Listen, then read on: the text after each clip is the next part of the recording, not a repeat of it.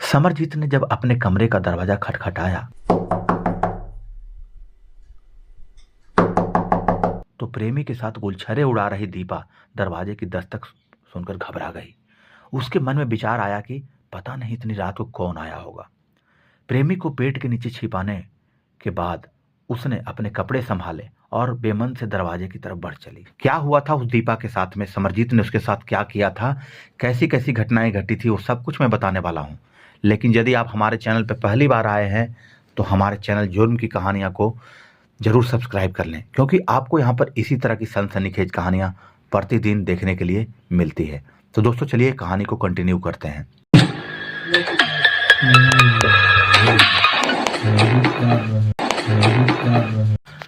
समरजीत करीब 1 साल बाद दिल्ली से अपने भाइयों अरविंद और धर्मेंद्र के साथ अपने गांव धंजई लौटा था। धंजई गांव उत्तर प्रदेश के जिला सुल्तानपुर के थाना कुंडे भार में पड़ता है। समरजीत को देखकर मोहल्ले वालों ने उसमें कई बदलाव देखे। उसके पहनावे और बातचीत का तरीका गांव वालों से काफ़ी अलग हो चुका था, जिससे यह स्पष्ट हो रहा था कि दिल्ली में उसका काम सही ढंग से चल रहा है और वह अच्छे पैसे कमा रहा है। गांव वालों को देखकर लग रहा था कि उसकी हालत अब पहले से अच्छी हो गई है। लेकिन एक बात जो सबको खटक रही थी वह यह थी कि जब वह गांव से गया था तो गांव के ही रहने वाले राम सनेही की बेटी दीपा को भगा कर ले गया था, पर अब उसके साथ दीपा कहीं भी दिखाई नहीं दे रही थी। दरअसल दीपा और समरजीत के बीच काफ़ी दिनों से प्रेम संबंध चल रहा था और करीब 1 साल पहले दोनों गांव से भाग गए थे।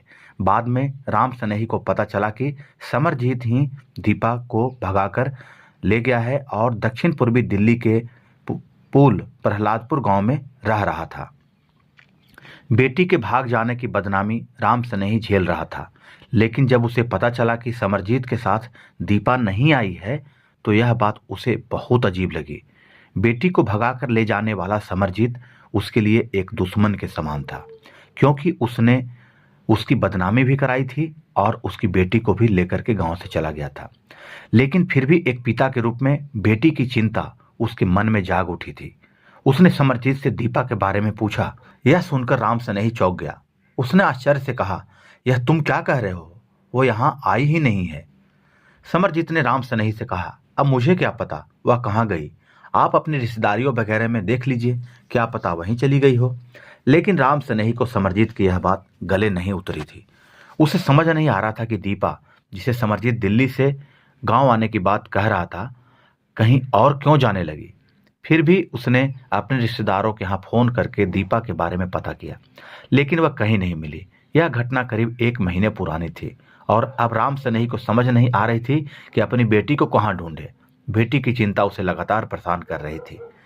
यह बात दिसंबर 2013 के आखिरी सप्ताह की है।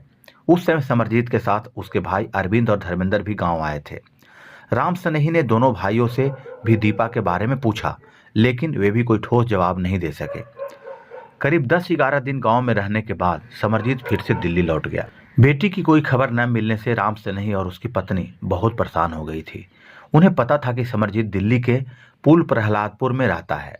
संयोग से उनके गांव का एक आदमी भी वहीं रहता था। जनवरी 2014 के पहले सप्ताह में राम सनेही उसी आदमी के साथ पुल प्रहलादपुर पहुंचा। कुछ खोजबीन करने के बाद उसे समरजीत का कमरा मिल ही गया। राम सनेही ने आसपास के लोगों को दीपा की तस्वीर दिखाकर उसके बारे में पूछताछ की। वहां के लोगों ने बताया कि दीपा 22 दिसंबर 2013 तक समरजीत के साथ थी, लेकिन उसके बाद वह कहीं नहीं दिखाई पड़ी। यह सुनकर राम सनेही चौंक गया, क्योंकि समरजीत ने उससे कहा था कि दीपा नवंबर 2013 में ही नाराज होकर दिल्ली चली गई है। यह विरोधाभास देखकर राम सनेही को संदेह हुआ कि समरजीत उससे झूठ बोल रहा है। उसे यकीन हो गया कि समरजीत को दीपा के बारे में सच्चाई पता है और वह जानबूझकर उसे छिपा रहा है। राम सनेही के मन में बेटी को लेकर कई तरह के ख्याल पैदा होने लगे थे। उसे इस बात का अंदेशा होने लगा था कि कहीं इन लोगों ने बेटी के साथ कोई अनहोनी तो नहीं कर दी। यही सब सोचते हुए 6 जनवरी 2014 को दोपहर के समय थाना पुल प्रहलादपुर पहुंचा और वहां मौजूद थाना प्रभारी धर्मदेव को बेटी के गायब होने की बात बताई। राम सनेही ने थाना प्रभारी को बेटी का हुलिया बताते हुए आरोप लगाया कि समरजीत और उसके भाइयों अरविंद व धर्मेंद्र ने अपने मामा नरेंद्र, राजेंद्र और वीरेंद्र के साथ बेटी को अगवा करके उसके साथ कोई अप्रिय घटना को अंजाम दे दिया है। थाना प्रभारी धर्मदेव ने उसी समय राम सनेही की तहरीर पर भारतीय दंड विधान की संहिता 365-34 के तहत रिपोर्ट दर्ज कराकर सूचना एसीपी जसवीर सिंह मलिक को दे दी। मामला जवान लड़की के अपहरण का था, इसलिए एसीपी जसवीर सिंह मलिक ने थाना प्रभारी धर्मदेव के नेतृत्व में एक पुलिस टीम का गठन किया, जिसमें 23 तरार अधिकारियों को शामिल किया गया। उधर दिल्ली में रह रहे समरजीत और उसके भाइयों को जब यह पता चला कि दीपा का बाप राम सनेही पुल प्रहलादपुर आया हुआ है, तो तीनों भाई दिल्ली से फरार हो गए। पुलिस टीम जब उनके कमरे पर गई तो वहां उन तीनों में से कोई नहीं मिला। चूंकि तीनों आरोपी राम सनेही के गांव के ही रहने वाले थे, इसलिए पुलिस टीम राम सनेही को लेकर यूपी स्थित उनके गांव धनजई पहुंची, लेकिन घर पर समरजीत और उसके घर वालों में से कोई नहीं मिला। अब पुलिस को अंदेशा हो गया कि जरूर कोई न कोई गड़बड़ है, जिसकी वजह से ये लोग भागते फिर रहे हैं। गांव के लोगों से बातचीत करके पुलिस ने यह पता लगाया कि इनके रिश्तेदार वगैरह कहाँ कहाँ रहते हैं, ताकि वहां जाकर आरोपियों को तलाशा जा सके।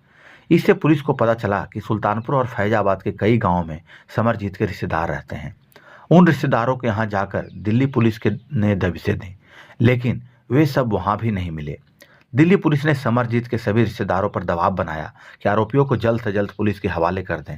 उधर बेटी की चिंता में राम सनेही का बुरा हाल था। वह पुलिस से बार बार बेटी को जल्द तलाशने की मांग कर रहे थे। समरजीत या उसके भाइयों से पूछताछ करने के बाद ही दीपा के बारे में कोई जानकारी मिल सकती थी, इसलिए दिल्ली पुलिस की टीमें अपने स्तर से आरोपियों की तलाश कर रही थी।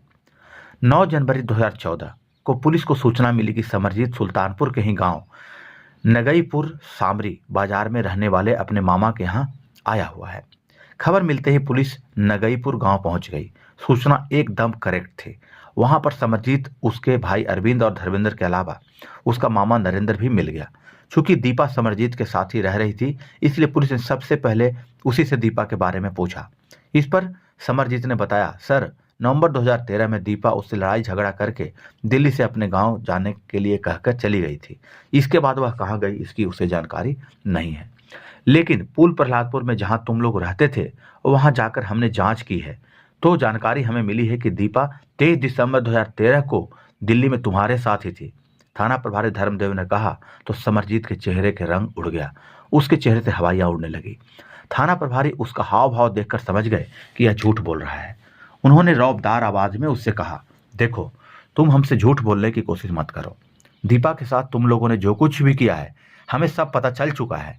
वैसे एक बात बताऊं, सच्चाई उगलवाने के हमारे पास कई तरीके होते हैं जिनके बारे में तुम जानते भी नहीं होगे। अब गनीमत इसी में है कि तुम सारी बात हमें खुद ही बता दो, वरना मैं दूसरी कार्रवाई करूंगा। इतना सुनते ही वह डर गया। वह समझ गया कि अगर सच नहीं बताया तो पुलिस बेरहमी से उसकी पिटाई करेगी, इसलिए वह सहम कर बोला, सर, हमने दीपा को मार दिया है। उसकी लाश कहाँ है? थाना प्रभारी ने पूछा। सर, उसकी लाश बाग में दफन कर दी है।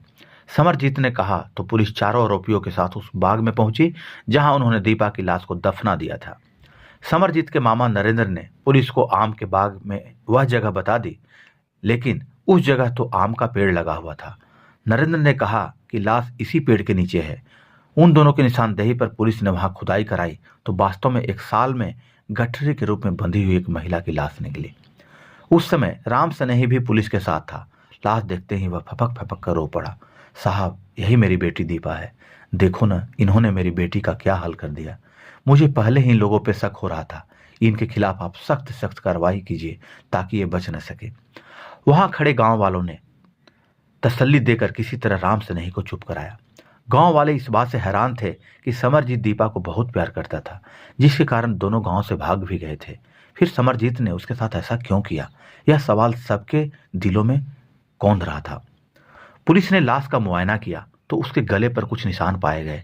इससे अनुमान लगाया गया कि दीपा की हत्या गला घोंटकर ही की गई थी। मौके की जरूरी कार्रवाई निपटाने के पश्चात पुलिस ने लाश को पोस्टमार्टम के लिए सुल्तानपुर के पोस्टमार्टम हाउस में भेज दिया और चारों अभियुक्तों को गिरफ्तार करके दिल्ली ले आई।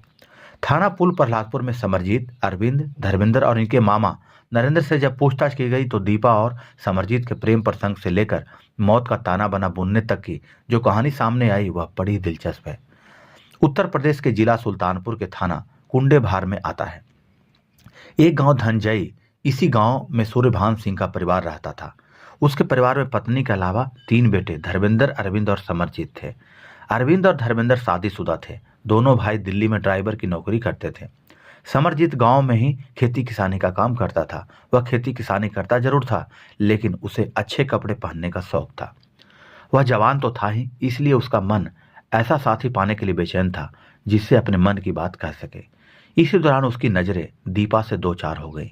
दीपा राम सनेही की 20 वर्षीय बेटी थी। दीपा तीखे नयन नक्श और गोल चेहरे वाली युवती थी। दीपा उसकी बिरादरी की नहीं थी, फिर भी उसका झुकाव उसकी तरफ हो गया। प्यार अंधा होता है, वह जात पात नहीं देखता। यही चीज उसके साथ में भी हुआ था। उसके बाद दोनों के बीच बातों का सिलसिला शुरू हो जाता है और दोनों एक दूसरे के करीब आते चले जाते हैं। दोनों की चढ़ती हुई जवानी थी, इसलिए जल्दी ही उन दोनों के बीच शारीरिक संबंध भी बन गए। एक दूसरे को शरीर सौंपने के बाद उनकी सोच में इस कदर बदलाव आया कि उन्हें प्यार के अलावा कुछ भी दिखाई नहीं पड़ने लगा। उन्हें ऐसा लग रहा था जैसे उनकी मंजिल यहीं तक हो। मौका मिलने पर दोनों खेतों में एक दूसरे से मिलते। उनके प्यार को देखकर ऐसा लगता था जैसे भले ही उनके शरीर अलग अलग हो, लेकिन जान एक हो। उन्होंने शादी करके अपनी अलग दुनिया बसाने तक की प्लानिंग कर ली। घर वाले उनकी शादी के लिए तैयार नहीं थे, इसका विश्वास दोनों को था। इसकी वजह साफ थी कि दोनों की जाति अलग अलग थी और दोनों एक ही गांव के थे। घर वाले तैयार हो या ना हो, उन्हें इस बात की फिक्र नहीं थी। वे जानते थे कि प्यार के रास्ते में तमाम तरह की बाधाएं आती ही हैं। सच्चे प्रेमी उन बाधाओं को कभी फिक्र नहीं करते। वे परिवार और समाज के व्यंग्यपूर्ण बाणों और उनके द्वारा खींची गई लक्ष्मण रेखा को लांघकर अपने मुकाम तक पहुंचने की कोशिश करते हैं। समरजीत और दीपा भले ही सोच रहे थे कि उनका प्यार जमाने से छुपा हुआ है, लेकिन ऐसा नहीं होता है। यह सिर्फ उनका भ्रम था। हकीकत यह थी कि इस तरह के काम कोई चाहे कितना भी चोरी छिपे क्यों न करे, लोगों को पता चल ही जाता है। समरजीत और दीपा के मामले में भी ऐसा ही हुआ। मोहल्ले के कुछ लोगों को उनके प्यार की खबर लग गई और कानों कान यह बात आगे बढ़ने लगी। फिर क्या था, मोहल्ले के लोगों से बात उड़ते उड़ते इन दोनों के घर वालों के कानों में भी पहुंच चुकी थी। समरजीत के पिता सूर्यभान सिंह ने बेटे को डांटा और वहीं दूसरी तरफ दीपा के पिता राम सनेही ने भी दीपा पर पाबंदियां लगा दी थी। उसे इस बात का डर था कि कहीं कोई ऐसी वैसी बात हो गई तो उसकी शादी में भी परेशानी हो जाएगी। कहते हैं कि प्यार पर जितनी बंसें लगाई जाती है वह उतना ज़्यादा बढ़ता जाता है, यानी बंसों से प्यार की डोर टूटने की वजह और ज़्यादा मजबूत हो जाती है। बेटी पर बंसें लगाने के पीछे राम सनेही की मंशा यही थी कि वह समरजीत को भूल जाएगी, लेकिन उसने इस बात की तरफ गौर नहीं किया कि घर वालों के सो जाने के बाद भी दीपा अभी भी समरजीत से फोन पर बात करती है। यानी भले ही उसकी अपनी प्रेमी से मुलाकात नहीं हो पा रही थी, लेकिन वह फोन पर अपने प्यार के अंकुर में पानी दे रही थी। एक बार राम सनेही ने उसे रात को फोन करते बात करते हुए देख लिया, तो उसने उससे पूछा कि किससे बात कर रही है। तब दीपा ने साफ बता दिया कि वह समरजीत से बात कर रही है। इतना सुनते ही राम सनेही को गुस्सा आया और उसने उसकी जबरदस्त पिटाई कर दी। राम सनेही ने सोचा कि पिटाई से दीपा के मन में खौफ बैठ जाएगा, लेकिन इसका उल्टा हुआ। सन 2012 में दीपा समरजीत के साथ भाग गई। समरजीत प्रेमिका को लेकर हरिद्वार में अपने एक परिचित के यहाँ चला गया। जब राम सनेही ने थाना कुंडेभार में बेटी के गायब होने की सूचना दर्ज करा दी, चूंकि गांव से समरजीत भी गायब था, इसलिए लोगों को यह बात समझते देर नहीं लगी कि दीपा और समरजीत संग ही भागे हैं।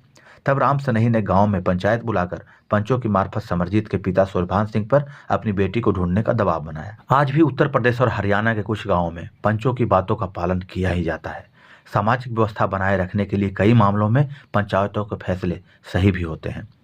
अपनी मान मर्यादा और सामाजिक दबाव को देखते हुए लोग पंचों की बात का पालन भी करते हैं। पंचायती फैसले के बाद सूर्यभान सिंह ने अपने स्तर से समरजीत और दीपा को तलाशना प्रारंभ कर दिया था।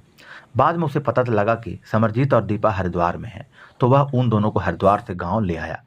दोनों के घर वालों ने उन्हें फिर से समझाया। समरजीत और दीपा कुछ दिन तक तो ठीक ठाक रहे, इसके बाद उन्होंने फिर से मिलना जुलना शुरू कर दिया। फिर वे दोनों अंबाला भाग गए। वहां पर समरजीत की बड़ी बहन रहती थी। समरजीत दीपा को लेकर बहन के यहाँ ही गया था। उसने उन दोनों को समझाया, उसके पिता को इसकी सूचना दे दी। सूर्यभान सिंह इस बार भी उन दोनों को गांव ले आए। बेटी के बार बार भागने पर राम सनेही और उसके परिवार की खासी बदनामी हो रही थी दोस्तों। अब उसके पास एक ही रास्ता था कि उसकी शादी कर दी जाए। लिहाजा उसने फटाफट शादी करने का प्लान बनाया। वह उसके लिए लड़का देखने गया। दीपा को जब पता चला कि घर वाले उसकी जल्द से जल्द शादी करने की फिराक में हैं, तो उसने आखिर अपनी माँ से कह दिया कि वह समरजीत के अलावा किसी और से शादी नहीं करेगी। उसकी इस जिद पर माँ ने उसकी पिटाई कर दी। इसके बाद 27 फरवरी 2013 को दीपा और समरजीत तीसरी बार घर से भाग गए। इस बार समरजीत उसे दिल्ली ले गया। दक्षिण पूर्वी दिल्ली के पुल प्रहलादपुर गांव में समरजीत के भाई धर्मेंद्र और अरविंद रहते थे। वह उन्हीं के पास चला गया। बाद में समरजीत और दीपा ने मंदिर में शादी भी कर ली। फिर उसी इलाके में कमरा लेकर पति पत्नी की तरह रहने लगे। पुल प्रहलादपुर में राम सनेही के कुछ परिचित भी रहते थे। उन्हीं के द्वारा उसे पता चल गया कि दीपा समरजीत के साथ दिल्ली में रह रही है। खबर मिलने के बावजूद भी राम सनेही ने उसे वहां से लाना जरूरी नहीं समझा, क्योंकि वो थक चुके थे। बार बार घर लाने के बाद भी वो उसके साथ भाग रही थी। वह जानता था कि दीपा घर से 2 बार भागी है और दोनों बार उसे घर लाया गया था। जब घर रुकना ही नहीं चाहती तो उसे फिर घर लाने का क्या फायदा। समरजीत के भाई अरविंद और धर्मेंद्र ड्राइवर थे, जबकि समरजीत को फिलहाल कोई काम नहीं मिल रहा था। उसकी गृहस्थी का खर्चा दोनों भाई उठा रहे थे। समरजीत भाइयों पर ज्यादा दिनों तक बोझ बनकर नहीं रहना चाहता था। इसलिए कुछ दिनों बाद एक जानकार की मार्फत ओखला फेज 1 स्थित एक सिक्योरिटी कंपनी में नौकरी कर ली। उसकी चिंता थोड़ी सी कम हो गई थी। दोनों की गृहस्थी हंसी खुशी से चल रही थी। चूंकि समरजीत सिक्योरिटी गार्ड के रूप में काम कर रहा था, इसलिए कभी उसकी ड्यूटी नाइट को लगती थी तो कभी दिन को लगती थी। वह मन लगाकर नौकरी कर रहा था, जिस वजह से वह पत्नी की तरफ ज्यादा ध्यान नहीं दे पा रहा था। इसका नतीजा यह निकला कि पास में रहने वाले एक युवक से दीपा के नाजायज संबंध बन गए। दोस्तों, समरजीत दीपा को जी जान से चाहता था, इसीलिए वह इतनी फितरतें उठाता फिर रहा था। गार्ड की नौकरी भी कर रहा था, लेकिन उसे पत्नी पर विश्वास था। लेकिन उसे इस बात की भनक तक नहीं लगी थी कि उसके विश्वासघात को धत्ता बताते हुए वह क्या गुल खिला रही है। कहते हैं कि कोई भी गलत काम ज्यादा दिनों तक नहीं छिपाया जा सकता। एक न एक दिन किसी तरह से वह लोगों के सामने आ ही जाता है। दोस्तों, दीपा की आशिक मिजाजी भी एक दिन समरजीत के सामने आ ही गई। हुआ क्या कि एक बार समरजीत की रात को ड्यूटी लगी हुई थी। वह शाम को 7 बजे ही घर से ड्यूटी के लिए चला गया। दीपा को पता था कि पति की ड्यूटी रात के 8 बजे से लेकर के सवेरे 8 बजे तक है। जब भी पति की रात की ड्यूटी होती थी, दीपा प्रेमी को रात 10 बजे के करीब अपने घर पे बुला लेती थी। मौज मस्ती करने के बाद वह रात में ही चला जाता था। उस दिन भी उसने प्रेमी को घर बुला लिया। रात करीब 11 बजे समरजीत की तबीयत बिगड़ गई। ड्यूटी पर रहते हुए वह आराम नहीं कर सकता था। वह चाहता था कि घर जाकर आराम करे, लेकिन उस समय घर जाने के लिए उसके कोई सवारी नहीं मिल रही थी। इसलिए उसने अपने एक दोस्त को घर छोड़ने के लिए कहा। तब दोस्त अपनी मोटरसाइकिल से उसे उसके कमरे के बाहर छोड़कर चला गया। समरजीत ने जब अपने कमरे का दरवाजा खटखटाया तो प्रेमी के साथ गुलछरे उड़ा रही दीपा दरवाजे की दस्तक सुनकर घबरा गई। उसके मन में विचार आया कि पता नहीं इतनी रात को कौन आया होगा। प्रेमी को पेट के नीचे छिपाने के बाद उसने अपने कपड़े संभाले और बेमन से दरवाजे की तरफ बढ़ चली। जैसे ही उसने दरवाजा खोला, सामने पति को देख करके उसके चेहरे की हवाइयां उड़ गई। तुम आज इतनी जल्दी कैसे आ गए? आज मेरी तबीयत ठीक नहीं है, इसलिए ड्यूटी बीच में ही छोड़कर आ गया हूं, समरजीत कमरे में घुसते हुए बोला। कमरे में बेड के नीचे दीपा का प्रेमी छिपा हुआ था। दीपा इस बात से डर रही थी कि कहीं आज उसकी पोल न खुल जाए। समरजीत की तो तबीयत खराब थी। वह जैसे ही बेड पर लेटा, उसी समय बेड के नीचे से दीपा का प्रेमी निकलकर भाग खड़ा हुआ। अपने कमरे में किसी आदमी को निकलते देख समरजीत चौंक गया। वह उसकी सूरत नहीं देख पाया था। समरजीत उस भागने वाले आदमी को भले ही न जानता हो, लेकिन उसे यह समझते देर नहीं लगी कि उसकी गैर मौजूदगी में उसकी बीवी क्या गुल खिला रही है। वह गुस्से में भर गया। उसने पत्नी से पूछा, यह कौन था और यहाँ क्यों आया था? पता नहीं कौन था, कहीं ऐसा तो नहीं कि वह चोर हो, कोई सामान चुरा कर तो नहीं भाग गया? दीपा ने बात घुमाने की कोशिश करते हुए कहा और संदूक का ताला खोलकर अपना कीमती सामान तलाशने लगी। तभी समरजीत ने कहा, तुम मुझे बेवकूफ समझती हो क्या? मुझे पता है कि वह यहाँ क्यों आया था। उसे जो चीज चुरानी थी उसे तुमने खुद ही सौंप दी थी। अब बेहतर यही है कि जो कुछ हुआ उसे भूल जाओ। आइंदा इस व्यक्ति को यहाँ नहीं आना चाहिए और नहीं ऐसी बात मुझे सुनने को मिलनी चाहिए।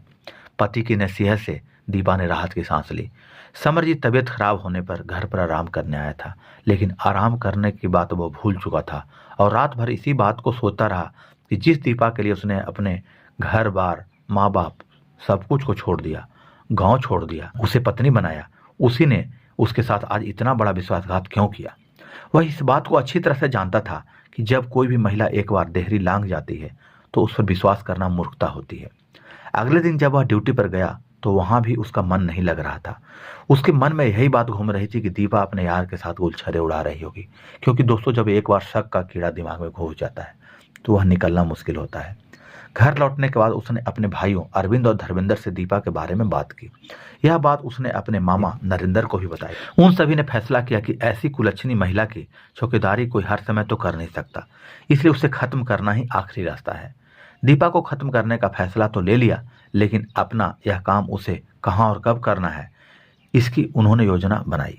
काफी सोचने विचारने के बाद उन्होंने तय किया कि दीपा को दिल्ली में मारना ठीक नहीं रहेगा, क्योंकि लाख कोशिशों के बाद भी वह दिल्ली पुलिस से बच नहीं पाएंगे। अपने जिला क्षेत्र में ले जाकर ठिकाने लगाना उन्हें उचित लगा। समरजीत को पता था कि दीपा सुल्तानपुर जाने के लिए आसानी से तैयार नहीं होगी। उसे झांसे में लेने के लिए उसने एक दिन कहा, दीपा, सुल्तानपुर के ही नगईपुर गांव में मेरे मामा रहते हैं। उनके कोई बच्चा नहीं है और उनके पास जमीन जायदाद भी काफी है। उन्होंने हम दोनों को अपने यहाँ रहने के लिए बुलाया है। तुम्हें तो पता ही है कि दिल्ली में हम लोगों का गुजारा बड़ी मुश्किल से हो रहा है, इसलिए मैं चाहता हूँ कि हम लोग कुछ दिन मामा के घर पर रहें। पति की बात सुनकर दीपा ने भी सोचा, जब उनकी कोई औलाद नहीं है तो उनके बाद सारी जायदाद पति की ही हो जाएगी, इसलिए उसने मामा के यहाँ रुकने की हामी भर दी। 23 दिसंबर 2013 को समरजीत दीपा को ट्रेन से सुल्तानपुर ले गया। उसके साथ दोनों भाई अरविंद और धर्मेंद्र भी थे। जब वे सुल्तानपुर स्टेशन पहुंचे, अंधेरा घिर चुका था। नगईपुर सुल्तानपुर स्टेशन से दूर था। नगईपुर गांव से पहले ही समरजीत के मामा नरेंद्र का आम का बाग था। प्लान के मुताबिक नरेंद्र उनका उसी बाग में पहले से इंतजार कर रहा था। बाग के किनारे पहुंचकर तीनों भाइयों ने दीपा का गला घोंटकर हत्या कर दी और बाग में ही एक गड्ढा खोदकर लाश को दफना दिया। जिस गड्ढे में उन्होंने लाश दफन की थी, जल्दबाजी में वह ज्यादा गहरा नहीं खोदा जा सका था। नरेंद्र को इस बात का अंदेशा हो रहा था कि जंगली जानवर मिट्टी खोदकर लाश न खा जाए। ऐसा होने पर भेद खुलना लाजमी था। इसलिए इसके 2 दिन बाद ही नरेंद्र रात में ही अकेला उस बाग में गया और वहां 20-25 कदम दूर दूसरा गड्ढा खोदा। फिर पहले गड्ढे से दीपा की लाश निकाल करके उसके बाद उसी की साल में गठरी की तरह बांध दिया। उस गठरी को उसने दूसरे गड्ढे में दफनाकर उसके ऊपर आम का एक पेड़ लगा दिया ताकि किसी को कोई शक न हो। दीपा को ठिकाना लगाने के बाद वे इस बात से निश्चिंत हो गए थे कि उनके अपराध की किसी को भनक नहीं लगेगी। यह जघन्य अपराध करने के बाद अरविंद और धर्मेंद्र पहले की तरह बन ठन कर घूम रहे थे। उनको देखकर कोई अनुमान नहीं लगा सकता था कि उन्होंने हाल ही में कोई इतना बड़ा अपराध किया है। गांव के ज्यादातर लोगों को पता था कि दीपा दिल्ली में समरजीत के साथ पत्नी की तरह रह रही है। जब उन्होंने समरजीत को गांव में अकेला देखा तो उन्होंने उससे दीपा के बारे में पूछा। जब दीपा के पिता राम स्नेही को भी जानकारी मिली कि समरजीत के साथ दीपा गांव नहीं आई है तो उसने उसकी बेटी के बारे में पूछा। तब समरजीत ने उसे झूठी बात बताई। दीपा 1 महीने पहले ही उससे झगड़ा करके दिल्ली से गांव जाने की बात कहकर आई थी। समरजीत की यह बात सुनकर राम स्नेही घबरा गया था। फिर वह बेटी की छानबीन करने के लिए दिल्ली पहुंचा और बाद में दिल्ली के पुल प्रहलादपुर थाने में रिपोर्ट दर्ज करा दी। इसके बाद ही पुलिस अभियुक्तों तक पहुंची। पुलिस ने समरजीत, अरविंद, धर्मेंद्र और मामा नरेंद्र को अपहरण कर हत्या और लाश छिपाने के जुर्म में गिरफ्तार कर 9 जनवरी 2013 को दिल्ली के साकेत न्यायालय में महानगर दंडाधिकारी पवन कुमार की कोर्ट में पेश किया, जहां से उन्हें न्यायिक हिरासत में जेल भेज दिया गया। दोस्तों, मेरा कहानी कहने का उद्देश्य यह नहीं होता है कि किसी की भावनाओं को ठेस पहुंचाया जाए। मेरा कहानी सुनाने का उद्देश्य यही होता है कि समाज में हो रही घटनाओं के प्रति आप सजग रहें, सचेत रहें। दोस्तों, आज के लिए बस इतना ही। मिलते हैं अगले क्राइम एपिसोड के साथ में। तब तक के लिए सजग रहें, सुरक्षित रहें। धन्यवाद।